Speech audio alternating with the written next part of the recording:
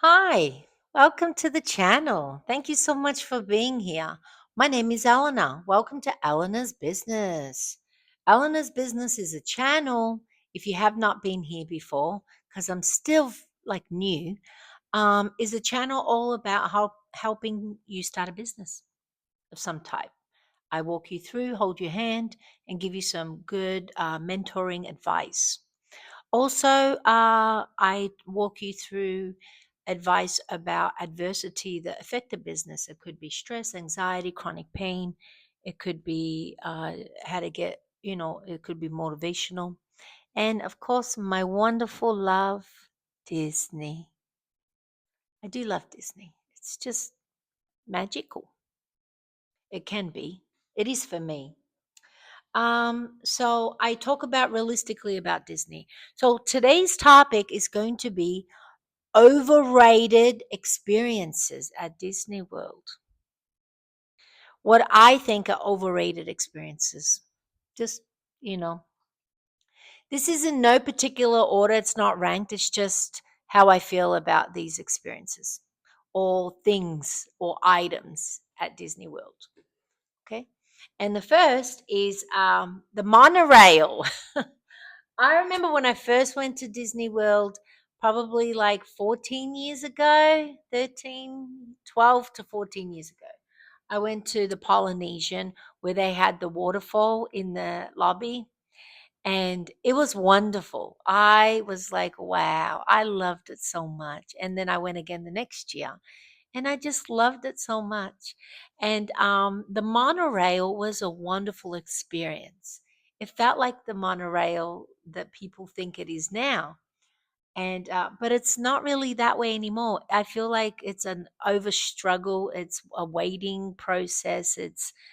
It feels like the kind of that people mover at the airport. It just doesn't feel very good. And I was at the Contemporary, and I really wanted to go and visit Polynesian because no matter where I stay, I like to go visit the Poly and get myself a Dole Whip and get some stuff and get some Hawaiian cookies and just go live the good life at the Poly and go to the beach and just kind of experience Polly. I love Polly. Polly's like my little buddy, and I go see her.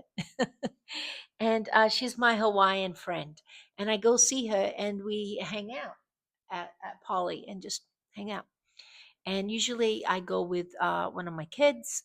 Sometimes I go alone, but anyway, this time I think I just wanted to go and get and Ryan stayed back with my little one. So I was like, I want to go by myself and do some stuff. And I hopped on the monorail. So the time I got to the monorail at the Contemporary, I was at the DVC Tower, Bay Lake Tower. So the timer pretty much started once I got to the monorail. It took 30 minutes. Once I got to the monorail, and most of it was just once you were in the monorail. Wasn't there was a little wait, but not much. It took 30 minutes. I had timed it. 30 minutes. Once I got in, and the only reason I timed it wasn't because I was trying to, hang shit on Contemporary. I sent a text saying I got on. I'm on to Ryan because I thought it took a while. So I'm like, I'm just showing, I just got on now. So it took 30 minutes from that text once I was on it in the monorail to get to the next stop, just one stop away, which I think was the TCH or whatever that place is that everybody parks. 30 minutes to go one stop. It is completely overrated and it gets frustrating. It really does. When you're on there and you're like, I want to get back. I don't want to hang out. Like, I want to hang out, but I don't want my hangout time to be here on the monorail. It wasn't enjoyable. I don't like being close, and I'm the type of person, if there's old people or little kids, I would always offer them my seat. So, I don't want to stand here all day waiting just to go to the poly. And I'm not like a, me person. So, it does inconvenience me. And I just don't, just, it doesn't feel very great. It's not what it used to be. It used to be like, wow. Now it's like, ugh, come on, let's go. Um, Monorail is totally overrated. Not what it used to be. Not enjoyable at all. I don't know when you can go on it that is good. It's busy all the time. There's busy and then there's crazy busy. It's not just like, you know, for me as a visitor, maybe if you live there and you go there all the time, you get the times. I don't know. Some of the character buffets, breakfast or dinner. Some of the character buffets are totally overrated. And the two in particular are Chef Mickey's and Topolino's. Topolino's is completely overrated. It is. To pay $50 plus tips, so $65 minimum, or $80, um, or more to experience, or Chef Mickey's for dinner is more. And Chef Mickey's for dinner is like no jokes crazy. It's like it literally comes out to $100 a person once you get a drink. So when you're kind of paying that kind of money, it is not great. There's a couple of times that I've been there that I thought the service was good or okay. And there was a couple of times that the service was outright hostile. It's like, just so rude. I don't know who Disney's hiring, but yeah, one guy in particular was just beyond rude, and he didn't care. There were six of us, so he didn't care because he was getting this tip, and he was just beyond. He didn't. He just got us our drinks, and we never saw him again. And then at the very end, I waited, and I said, "It's my son's birthday. I'd like you to acknowledge it, please. Whatever they do there, cupcake or something." It was an extra 20 minutes from that time. It was so frustrating. It's like, dude, I'm not here for a free cupcake. We paid good money to come here, and you didn't even acknowledge my son. Terrible, terrible. And I paid really good. I pay. The bill was on me, so I paid everybody's bill.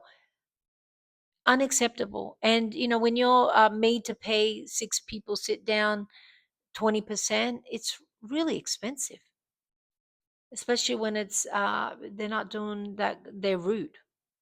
And it's not just the food. You go there for all of the experience, for the characters. So you want to see the characters. You know, you want people to smile and be nice to you and acknowledge the reasons why you're there. Totally overrated. Chef Mickey's totally rude on definitely two occasions. The food isn't that great too. I had one time that was really good. I was like, wow, I felt fancy being there. I don't know where that chef went. Please hire him every day. He was really good. The other times there was a couple of times it really was not edible for me. It's like, ugh, I can't find anything that's really good. And I can eat almost anything, really. I can. I don't know. Maybe I was a little full. I don't really know, but it didn't work out for me there. Topolino's is definitely overrated. It's so expensive. And I mean, just let's pick out a dish. Let's pick out the most expensive dish. I mean, let's just start off with eggs and the potatoes. Eggs, potatoes, and you get croissant, a little muffin, and your coffee and a pog juice, and that is $50 plus tip. 65, $70. And like I leave hungry. Just at least bring me, if let me at least ask for some fruit, or let me ask for some more croissant and muffin. I'll be happy with that. But I have two eggs and potato and a not great sausage isn't good. Like, because I go there for my kid. I'm not going there because I have to see Mickey. I'll go to, like, another. I'll go to Primo Piatto and get my breakfast. I'm good. They're just as good. Do you know what I mean? I come here for my kids, so I am paying way more. So feed me a little bit. I'm a bigger girl and I need a little more food. You know what I mean? And the men like a little more food.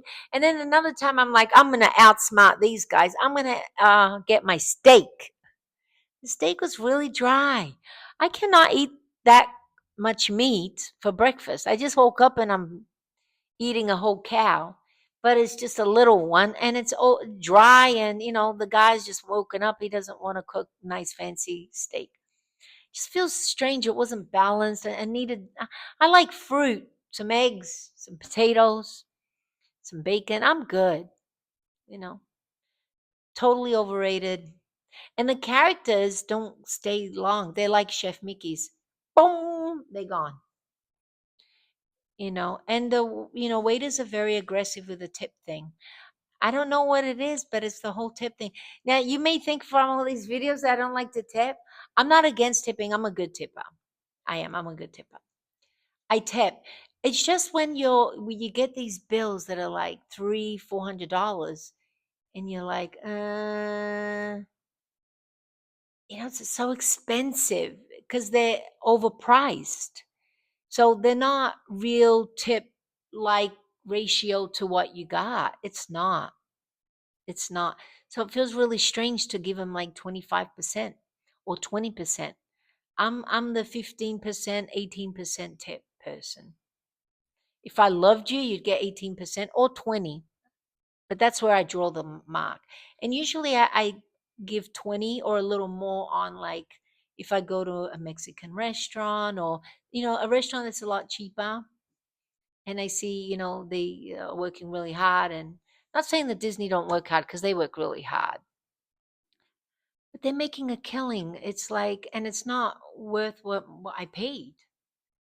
And you didn't bring me my food, you didn't do anything, it's all standard. So it's like, why are you asking for like high end tips when I'm not getting this high end experience? I'm really not Disney. Sorry. Um, yeah. All right. My number three overrated item or experience at Disney is the desserts. Maybe because I'm a dessert lady. That to me, the desserts are totally overrated. They are. The cupcakes, okay. No matter where I stay, I go to Contemporary to go get a cupcake. They're good. I don't know. They put a little bit more love in it, because the ones at Polly are really not good. They're terrible. And the ones at Grand Floridian aren't that great. The pastry at Grand Floridian are okay, but the pastries aren't really that good either. They're not that good. The best desserts, uh, that are regular areas, not fancy restaurants at Disney, but the regular areas is definitely at the Riviera, at that little coffee shop. Best desserts. Best desserts. The desserts at Primo Piatto aren't that good. The cookies is nice, but it's not exceptional. Yeah. I would say if you want really top end desserts, um, definitely at the Riviera. Beach Club cheesecake, outstanding. Beach Club cheesecake is up there with some of the fancies. I don't know what it is. The way they do it, put it together, I cannot tell the difference between mass produced to outstanding. It just melts in my mouth. I go there and stock up on my cheesecake wherever I'm staying, and go take it back to where I'm staying. No jokes. Really good. But generally the desserts there aren't really good. If you want really high quality desserts, the Cake Bake Lady, really good desserts. She's the best dessert place. Uh, that belong to Disney is definitely at the Riviera. That have nothing to do with Disney, and you want to go to Disney Springs, Ghirardelli chocolates. It hits home really good. Um, well, the beignets. I mean, come on, the beignets just beat them all. Oh, and the pudding. This is becoming another video. So yeah, in general, the desserts at the quick services and all of that, or even at the restaurants, they're not that good. They're just not, with a few exceptions, of course. Like the pudding at Sebastian's, top-notch dessert. That is the best dessert at Disney. That and the beignets. Everything else is meh on the cake bake. She's on a level. She is on a level. Um, the fourth and last overrated thing about Disney for me is the deluxe resort prices. I mean, I'm doing a video now next about the difference between deluxe and moderates, and it's just really in tiers. But that's a different video. So, can you really justify uh like just say Caribbean beach, right? It's a moderate. It's about $400 after tax. It's $500. Or you go to the premium, meaning right next to the main stuff. So the premium rooms, that is $500. So with tax and fees and everything, it's $600. That is deluxe prices when deluxe are on sale. And then there is the cheapest end is, six, $700, $800 on a deluxe. So you're looking at two, 300 to 400 more, some cases double, easily more for a deluxe. And all you really are getting that's more is you'll get a sit down restaurant on the premises. Whether you like it or not, it may be great, it may not be. And some people love Sebastian, some people don't. But that's an exception. Mostly they don't come with restaurants. But if you're going to look at that and the beach club has Cape May Cafe, which is wonderful, which you could go visit anyway, right? And that cream and soda shop, which is a diner, wonderful place. So you got two restaurants there. Contemporary, you got Chef Mickey's, Steakhouse 71. So it's two restaurants there. So you got more sit downs where you are, but some of them are unattainable because they're buffets or they're characters and their prices are so high. Or California Grill, it's like, are you really dining there anyway? So your regular restaurant where you can go and have breakfast or lunch or dinner, like Kona Cafe or Steakhouse 71. So to get that experience, your everyday, where at Sebastian's you can only do dinner. So to get the everyday, all day kind of experience, costs you $400 more, $300 to $400 more. And the only other real differences are you get a slide for your child to experience in the pool, you know, but I mean, they have the kids splash pad area in the moderates and in the deluxes, so there's no difference. You'll get a playground, except for the Animal Kingdom. All the deluxes don't come with a playground. Oh no, Saratoga Springs I think does, and Old Key West, Magical, that they do that. All the deluxes should come with playgrounds, and they don't. They don't even come with kids indoor play centers. A lot of them don't. A lot of them do. Half do, half don't. So you're really just getting tiers of stuff, and the walking into a lobby area versus, or into a hallway area, I'm sorry, versus straight from outside, so it's a motel. I'm from Australia, so I've not really ever experienced the motel thing. So to me, I don't really see a difference. $400 more to have a hallway, and the tiers in bed, for example, everything's a tier up. So you got the bottom tier, the middle tier. When you buy a bed, deluxes is the top tier. The moderates is the middle tier. So you're just getting tier and stuff, even down to the sheets. Moderates is a less tier sheets. Deluxe is a higher end sheets. So everything that's offered is a tier up. Is that worth double the price? Is that worth it? Because that's basically what you're buying.